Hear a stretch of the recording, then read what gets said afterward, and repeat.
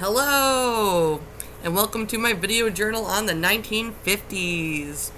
I am in Maine right now on vacation. This is my hotel room, and I have my hair done. But otherwise, let's get right into it so I don't waste any time. So the first question is, what happened to horror films during World War II and the decade following the war? So, at this time, horror became less popular. Science fiction really surpassed it in popularity. It's kind of a symptom of science fiction was capturing more of the science and fear of invasion than horror was at this time. Horror kind of started to seem silly to a lot of people because we just had like some of the most horrific things in history happening in our back door. So real life atrocities took the place of our surface level fears of monsters. Werlin says the beasts that haunted the Depression and war years had become the butt of jokes, talking about the Abbott Costello versus Frankenstein, I think. Their terrors far outstripped by the colossal horrors of world historical proportion. That's at Kindle location 1092 to 1093. So there he's just covering that the prior anxieties have kind of shifted to a very graphic anxiety that horror just wasn't really capturing at the time. Another reason why horror and cinema in general was kind of suffering at this time, according to Werlin, is the growth of the suburbs and the baby boom, which made critical demands on disposable income and leisure time where most important factors that kept Americans away from movie theaters. That's from Kindle location 1088 to 1089. So here it's talking about the baby boom and the focus on family. People don't really have the money to go out and see a show all the time, especially if they don't have the time either. Especially at this time where you usually have one breadwinner, usually the man of the house, and he's going to be out working, and when he's not working, he's going to be home with his family. So that's partially why horror and cinema took a back seat in the early 1950s. So the film I watched was Creature from the Black Lagoon. I've actually never seen this movie. I've been meaning to because it's right up my alley, and I ended up really liking it. I think it has a lot of cool criticisms of the time, and it defies hegemonic expectations for being from 1956, which I think that was really neat. The question for number 2 is, how could this film be considered political? And there's a few reasons why I think this film is political. The first is being that, to some extent, I find it anti-colonialist. It opens with archaeologists taking from the land and utilizing the natives for their own advancement. This may not be done with bad intentions, but in itself, native peoples were killed and just hurt by the monster because he was drawn to this area. And they also took the fossilized claw to go bring it back and do some work on it, so they're taking from the land, but not replenishing by any means. I'll get into this more with the environmental issues. Another way this film is political is the critique of scientific ambition. Kind of specific, this is kind of a part of Gothic media, having this critique of scientific progression. And I find that Mark's character, the leading scientist, represents this. He's the leader of the exposition, and he wants to kill the creature for fame and fortune. He doesn't say that's why. He just does. He says it's because no one's going to believe that there's such a creature that exists. But we all know that David mentions that Mark has taken credit for a lot of scientific breakthroughs and discoveries, and this is just going to be another way to stroke his ego and give him some more credibility in the scientific field. This bloodlust for the creature really expresses the fact that money and power leads to destruction. Mark's goals have clouded his vision and leads to tension in the group, as well as hurting an innocent. The creature did kill some people, so he's not completely innocent, but he is a victim of the situation because people are coming into his land, places where he has stayed undetected for God knows how long, and kicking up the dirt on the bottom of the lagoon. So people are where they're not supposed to be for their own benefit and making victims out of the inhabitants. This connects to the anti-colonialist ideas. Mark's character is perverted by this power and the opportunity to gain money and power. So this also kind of shows an anti-patriarchal critique of, or a patriarchal critique, because it's demonizing the power structure in society. It's demonizing the way that people will use others for their own benefit, which I think is inherent to patriarchy. It has to be a structure to patriarchy. There's a hierarchy of power and authority that I think is represented here. And this also manifests when Mark and David get in a fight. Mark throws the first punch, so he is there expressing that he's willing to do anything and alienate whoever he needs to reach his own ends. The film's also political because it discusses environmental problems. I mean, the environment's kind of suffering at this time, obviously, also because of industrialization of the 19th century, and as well as the German technologies and other wartime technologies that hurt the environment. I mean, nuclear bombs are pretty bad for the environment and everything in there. So this discussion of entering an environment just to rampage it is being critiqued. Gilman, and I'm going to call him Gilman because that's kind of pop culture, the name that the monster's received.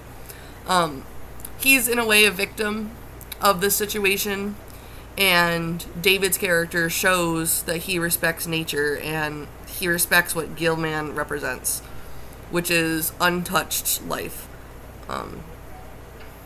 At the end of the film, David says, like, don't shoot him anymore, like, let him go, he deserves to live.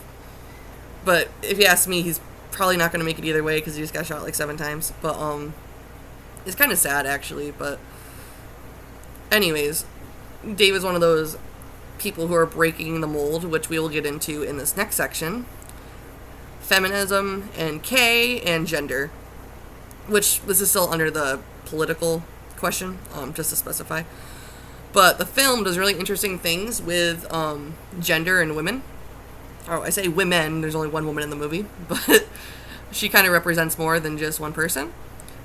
Kay, she is adventurous and independent. She, for most of the film, she has agency and equal standing with her male counterparts, though at the end she is somewhat objectified and saved by the males. She wouldn't have made it out of there on her own. In the opening scene, Kay is driving the boat to go pick up David. This kind of shows that she has agency, she can captain her own little boat, and she's trusted to do things like this. There's even a line that's fun from the beginning where David says, I'm waiting for Williams to give her that raise, then she can afford me. Because he's talking about how they're not married. So that shows that Kay is independent financially, and their relationship is very, it deviates from the norm, especially because they're unmarried, which means they probably have sex without being married. They kiss, there's sexuality, but they're not married. And it also shows that David and her are very equal partners. She upholds him. Like, when he gets to change out of his diving gear, she gives him a shoulder so he can balance. And this all represents Kay as being on a tier similar to the men, for at least most of the film. Excuse me. Okay, I'm going to move on to the next question. How was the film influenced by Expressionist horror? First and foremost, I would say the lighting. It has that chiaroscuro Halloween look. Um, Underwater scenes are very, very dark, and all you can see is really the light in the bubbles or in the masks of the swimmers. There's very high contrast lighting that gives it a very moody, dramatic feel, while also kind of enforcing the feeling that under the water, it's an alien place. We, as humans, when David goes down there or Mark, it's dark, you can't really see anything. It's really not our domain. And this focus on setting is also expressionist in a few ways. The remote location that it takes place in the Amazon, that makes you feel helpless, you're isolated, there's no way to go get help, and you're just surrounded by the merciless forces of nature that you've decided to penetrate for your own goals, but it kind of becomes, for some of these people, it leads them to their doom. There's also some interesting geometry and subtle styles. This is much more subtle, but I noticed the ladder that they, Kay goes up and down, what they used to get in the water. It has like a double, like semicircle hoop design that I thought was kind of cool, and it kind of shows, this is kind of a stretch, but like if you think about like a rainbow has two ends, it's the kind of transition point from the boat and the human world and society, and it goes into this water, which is this foreign, dark, confusing place. So that's kind of a cool transitory little thing. And the boat's tall beams also gives it like a vertical tension and vertical height that we see in a lot of expressionist settings that kind of makes you feel small or hopeless and helpless, especially when you see those same beams being cracked and bending over and breaking because of the different things that they tried to overpower with the boat, moving the sticks and the logs that were in the way. All it did was really damage their only way to get out. There's also another expressionist element is the monster himself. He has a very segmented body. It's like plated scales almost. It reminds me almost of the bricks inside Frankenstein, the newer from 1931. How they're kind of uneven, but they fit together. He looks plated and natural, so he shows that he's a product of his setting. He blends in with the cave and the different wall textures, yet he also blends in underwater with the weeds. He fits into these environments and stands out like a sore thumb when out of the water, and that kind of shows that he belongs in a certain place. And the same can be said about Mark and them going under the water. They stand out bright white skin against the darkness underneath the water. It just shows the contrast between people being where they probably shouldn't be. There's also, in Expressionism, lots of visual text. So instead of the dialogue being, well, because inside silent films, which was like the basis for German Expressionism, you have to show rather than tell because you don't have sound. So even though Mark and David fight verbally throughout the film, there is a fight physically, and I think that expressionist elements, because the fight is not only literal but symbolic, and it furthers the narrative. Like David and Mark fighting kind of represents the tension between humanity and our curiosity. The fight is symbolic and exaggerated in a way that would communicate what it wants to say, especially inside like a silent film era. So I guess what I'm trying to say is, while dialogue can be complicated or misinterpreted, getting punched in the face is pretty clear. And this is just like a moment of like drama that enforces the narrative and makes it more clear to the audience. And lastly, I want to talk about how does the film reflect the American zeitgeist of the 1950s. Right off the bat, the monster represents a foreign, like an other that lusts over white women. The monster is weirdly attracted to Kay's character. She is beautiful, but there's an attraction to women that objectifies her in some way, because now she is something to be protected more than she was someone to live her own life. Once the monster comes in, she kind of loses some of her agency, because now she has all these people trying to save her and protect her. And specifically, the lust and sexual frustration also is a very popular marking of I was going to say film in this time, but specifically horror. As always, sexuality's been part of horror, but inside the 1950s, there was more frustration and fear surrounding sex.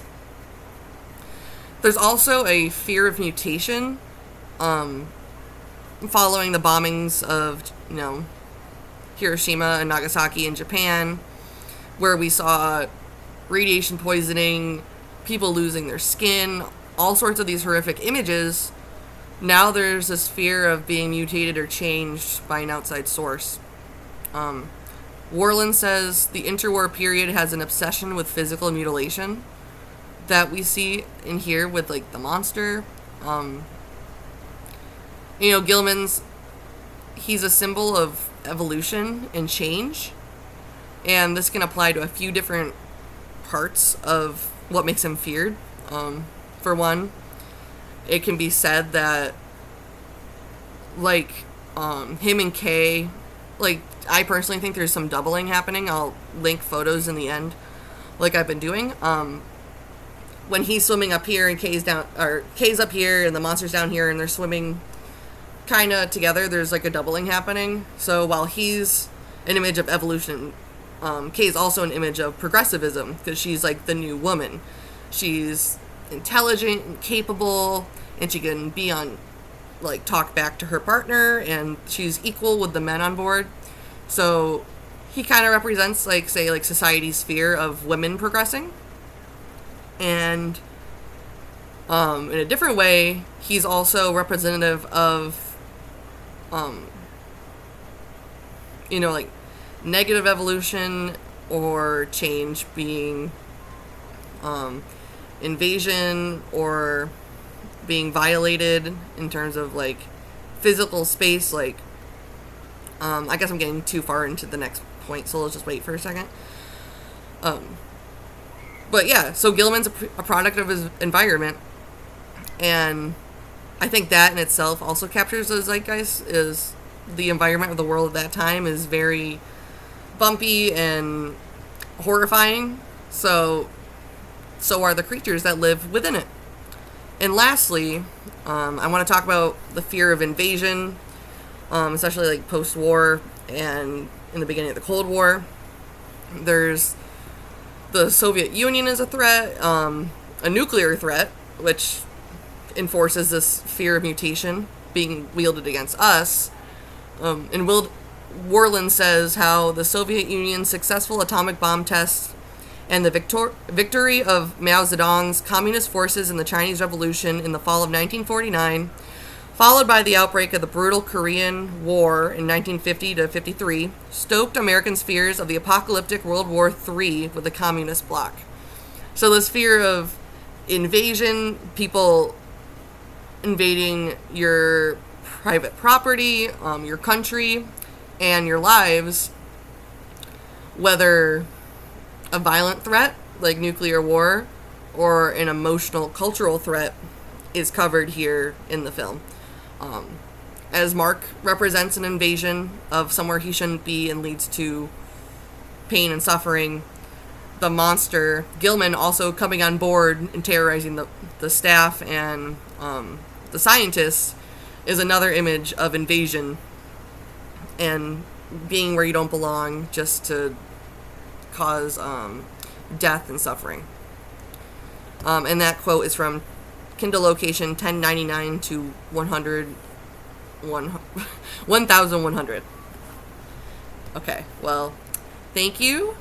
I'm going to go try to swim on the beach and not get destroyed or kidnapped by a monster. Bye, guys. I don't know why I said guys, plural. Bye, Professor.